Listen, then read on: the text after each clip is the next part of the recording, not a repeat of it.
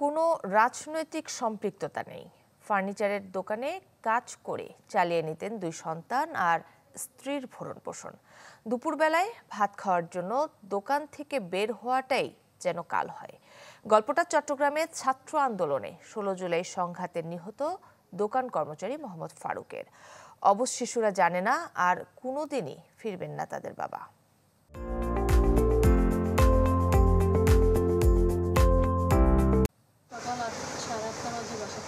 অবুঝ এই শিশু শুধু জানে তার বাবা নেই, তবে বাবাকে যে আর কখনোই দেখবে না সেই নির্মম সত্যটুকু উপলব্ধি করার বয়স এখনো তার হয়নি। টাকা ব্যাংকে জমাইতাম আমি, প্রতি রাতে আসে আমাকে টাকা দিয়ে ফেলতো।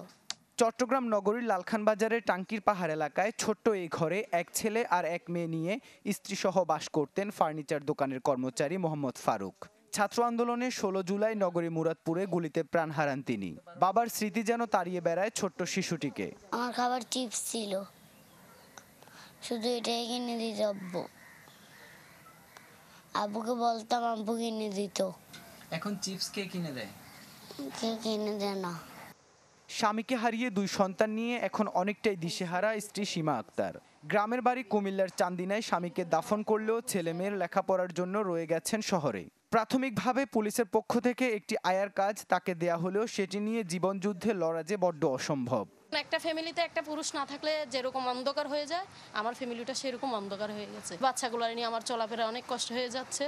আমার বাচ্চাগুলো আমাকে যাতে সরকার করে ভালো মতো, আমি বাচ্চাগুলো নিয়ে ভবিষ্যতে চলতে পারি, ভালো একটা করতে পারি প্রতিষ্ঠানে।